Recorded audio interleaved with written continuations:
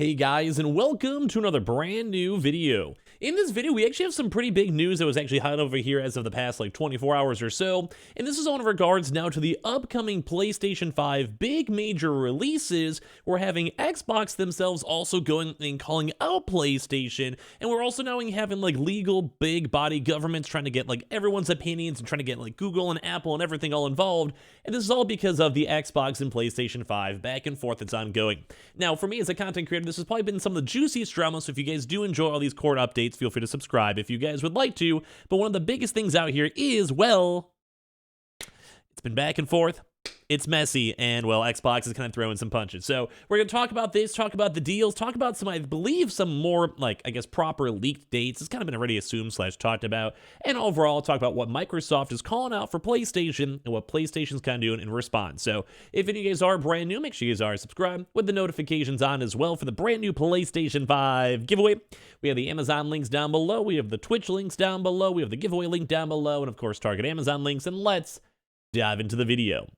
So very first and foremost, quick recap. As you guys know, Microsoft is trying to go buy Activision. It's like a huge $70 billion deal. A lot of documents, a lot of court stuff. And in court, you always have to legally represent everything. So everything is submitted and then it's all public so people can look through it. News articles, lawyers, etc. People like me. So as of right now, we have a few countries that are approving the acquisition, and some places like the UK are still having issues. So now we actually have a lot of big competition going on with PlayStation. As you guys know, they want the Call of Duty deal. They want to make sure they can keep it for a long period of time. Xbox is like, nah, you guys are actually a little bit bigger than us as of this second in the console market. You guys can fend for yourselves. But now Microsoft is kind of going and clapping back and calling out here on PlayStation, saying, Microsoft report claims the PS5 Wolverine will be released in 2023. Microsoft and Sony have been locked in a back and forth regarding the Xbox manufacturer's intentions to acquire publisher Activision Blizzard for almost $70 billion. A secondary effect of this engagement is the fact that many inside baseball details are being revealed. One interesting new tidbit claims that Insomniac Games' Wolverine will actually be released in 2023. Now, I don't think we actually had a proper release date or any proper information. I think we did have Spider-Man, I believe, the next Spider-Man iteration should be coming in 2023, although as of right now, it hasn't been fully locked in that Wolverine would also be included in 2023. So that's number one, big new info. But number two, Xbox is trying to go push, and we'll talk about it throughout the article. They're trying to go and push and be like, hey, yo, you guys are bigger. You guys have God of War, gonna get a lot of sales. You guys have Forspoken, might do decent, still a third-party game. You have all these other various big games coming out. It's like Spider-Man, Wolverine. You guys don't really need to worry about Call of Duty. Hey, we're Xbox, we have Halo that no one really played. We had Forza, which people played a lot, but it's not a long-term game. All we kind of really have is multiplayer games, and that's even with the same two examples we just gave you. Even Gears was pretty big on multiplayer for, the Gears games.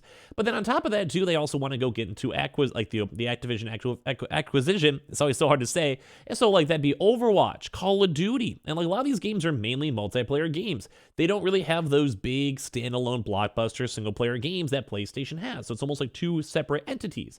Now, I'm sure PlayStation can kind of counter-argue back, saying, they could always just invest in that money, or it's never stopping them, or even just Game Pass. They could just buy the companies like Starfield. But, we're kind of seeing a lot more back and forth. So as part of the ongoing Activision Blizzard acquisition situation, Microsoft submitted a document to the CMA in which, as discovered by Tech4Gamers, the console manufacturer made some bold statements regarding competitors Sony's upcoming output in order to defend the acquisition, saying, PlayStation has a spat of first and third-party exclusive titles lined up for launch in 2023, including Spider-Man 2, which we already knew about, Wolverine, which we did not know about, Horizon, which I'm assuming is in regards to the VR and trying to push the PlayStation VR 2, Final Fantasy 16, which is also going to be a huge hitter, and I'm sure there might be another one or two that's in the works, or if they can somehow, they want to announce the release dates as of yet, Wolverine, and also for Forspoken. Like I said, there's probably be a few more as well. So Spider-Man 2, Horizon Call of the Mountain, Final Fantasy 16, and Forspoken have all as of now been confirmed release for 2023. That being said, Insomniac's Wolverine has had no such treatment, with many fans who are actually expecting it, myself included, to be coming out in 2024. Insomniac Games is, of course, currently working on Spider-Man 2, which, as mentioned by Microsoft, is planned and has been trialed and released by 2023. Them also then releasing Wolverine in 2023 not only seems to make little sense, but is deemed infestival by most. Although, as of right now, until we have an official statement from PlayStation, we don't know anything about it. Although, if they could work in a Bloodborne remake or on PS5 or Bloodborne 2, I'd be kind of okay with that.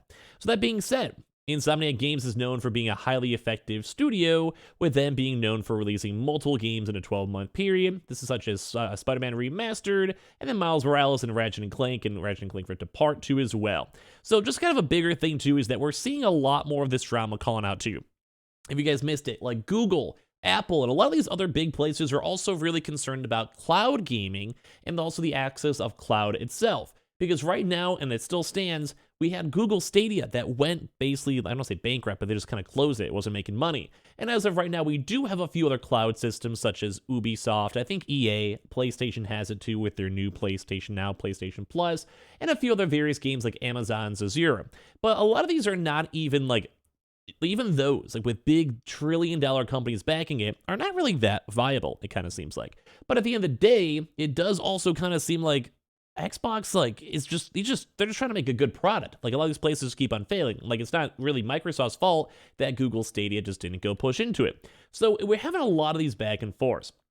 Microsoft, as I mentioned too, is trying to push, like, you guys sell more consoles, PlayStation. You don't got to worry about us. Hey, you have like this big market share. You're getting better sales in pretty much every country. You may not have more subscribers like for Xbox Game Pass, but like, bro, you still have a lot of PlayStation Plus subscribers, which I think right now is at like 40 to 60 million, I believe. And I think Game Pass is at like 15 to 25, depending. Although it is a new product and will probably grow, especially if Call of Duty and Starfield, etc., end up on Game Pass too in the future, which I think they should be. So it's kind of a crazy back and forth because people still don't really know how this is going to go.